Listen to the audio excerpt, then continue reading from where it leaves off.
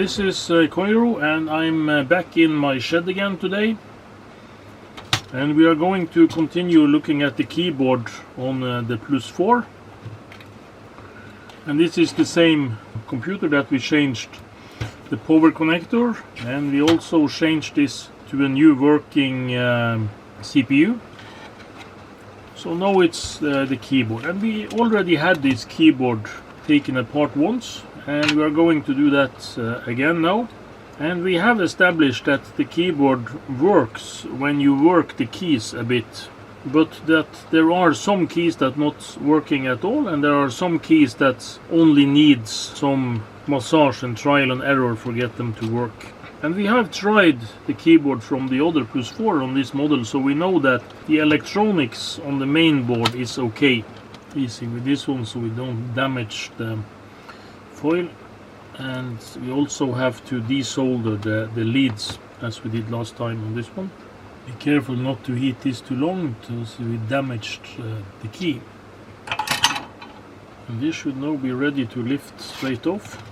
And this we had a brief wash last time, and what is probably the cause for this malfunction is that the layer of carbon or graphite or something on these that should make these conductive is probably worn off, or somebody has washed them with alcohol or something. So that we have to look into now to see if there are some means to decide if these are conductive or not. Today I will be using my trusty old Metix multimeter. This multimeter is actually kind of old. I bought this back in 1989, so it has some years of tear and wear, but it's always been very reliable. And I was walking through the rain with this now, so it's a bit wet, but just brush this off. And what we are going to do is to check for continuity on this.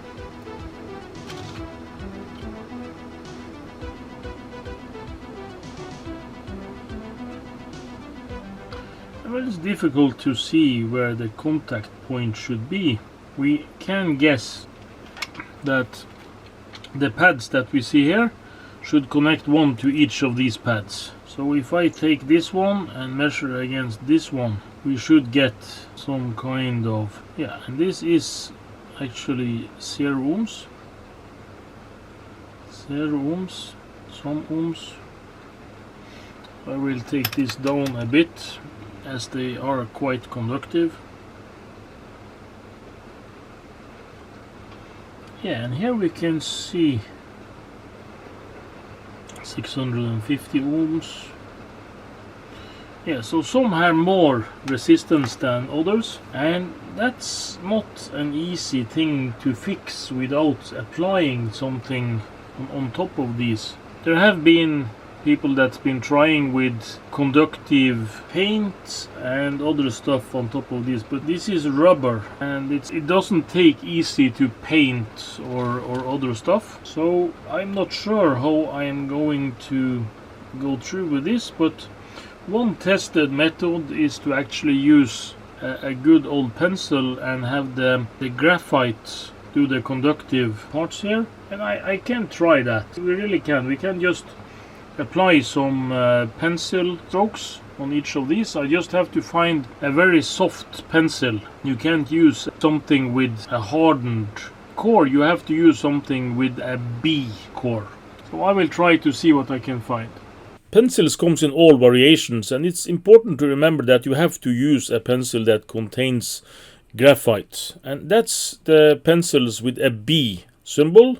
And more specifically, we want a bit harder B ones, as the softer ones often wears off much faster, and they also are a bit moist to the feel. So we want the from B to B4 pencils. We are going to do a test here, and I have this pencil. This is a rather soft pencil. This is a Timberman pencil, and they have quite the soft core. And you can see it makes marks quite easy. And what we are going to do is just pencil over these areas with this pencil like so. And this has two purposes. One is that the conductive stuff in this should be baked into the rubber and not just a surface thing. And when we do the pencil thing, we clean and rub the surface on the rubber, but we also put a small piece of conductive graphite on top of the rubber. So I'm actually going to put this on every one of these, just do a small rubbing, and we put it back on and see how it goes.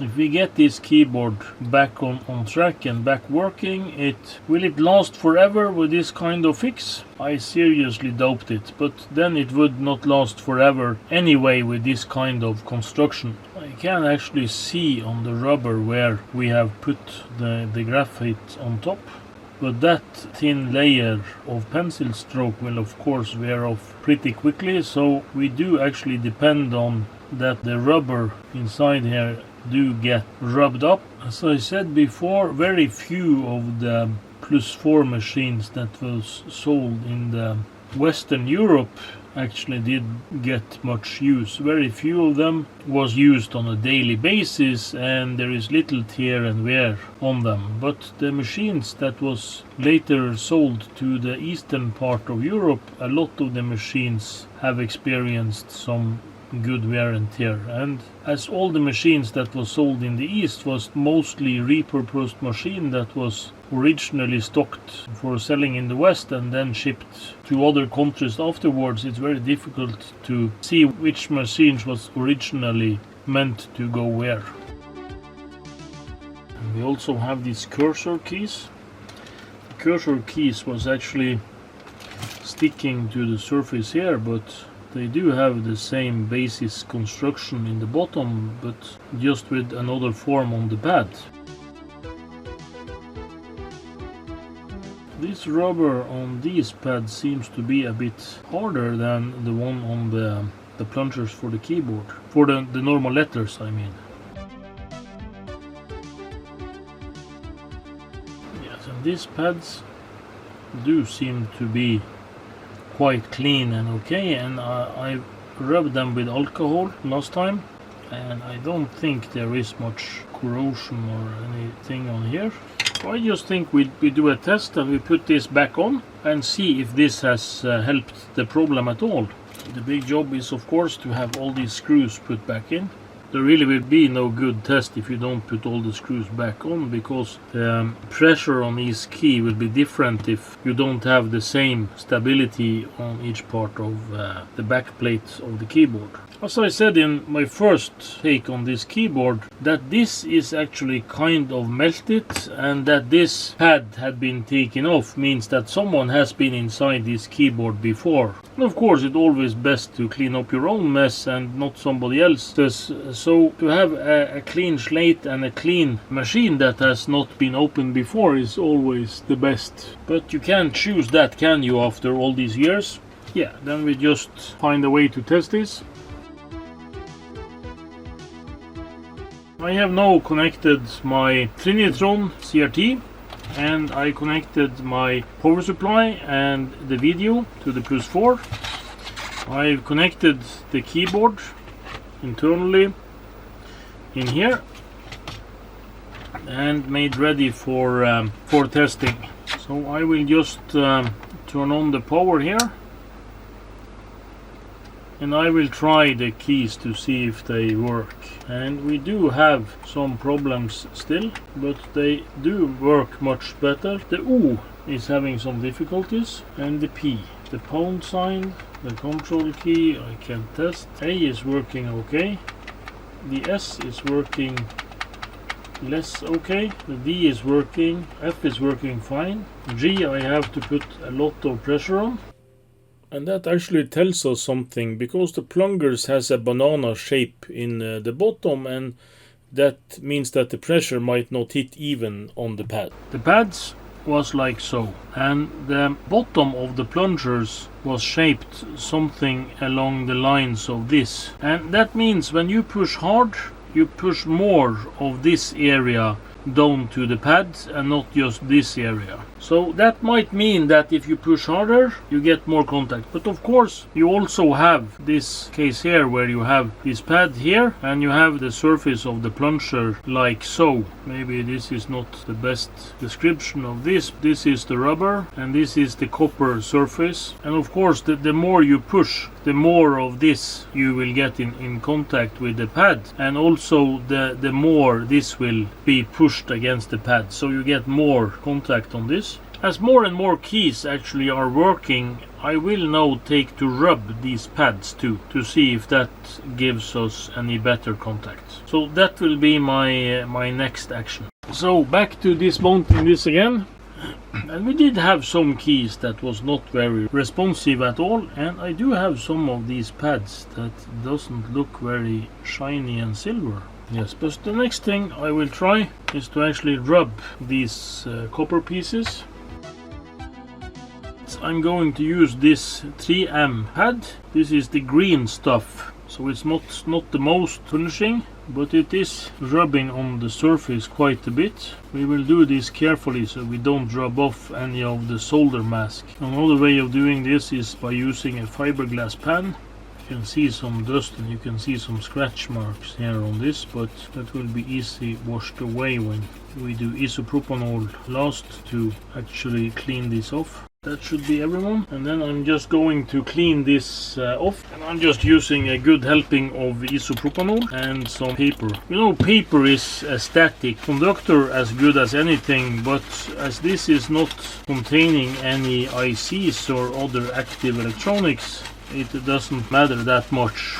You can see here this is green, and it's partly because this pad is green, and it's partly because I'm rubbing off some of the solder mask on this PCB.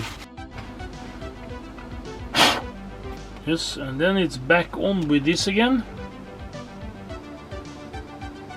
Yes, and if you do wonder, this is as boring as it looks.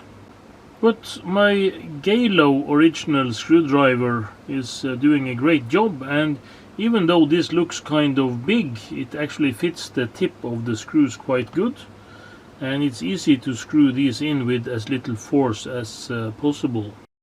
Yes, and like so. Able to test again. Yes, and what do you know? As responsive as it should be. And we have to test every key to see that they are working.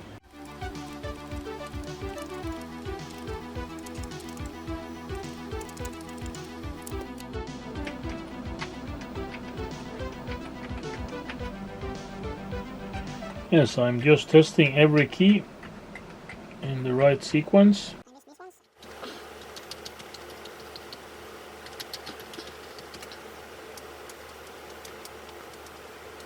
I have one key not working, and that's arrow to the left. And if the shift keys and the Commodore key, they are working just fine. So I do have one key not working. So I do have to take this apart again, because this is not even working slightly. And as you can see, experience is everything. This goes even faster and faster each time, and in just a few seconds it was back together again. And now we have tested the keyboard and it's actually working. The enter key is still a bit sticky, but it actually works.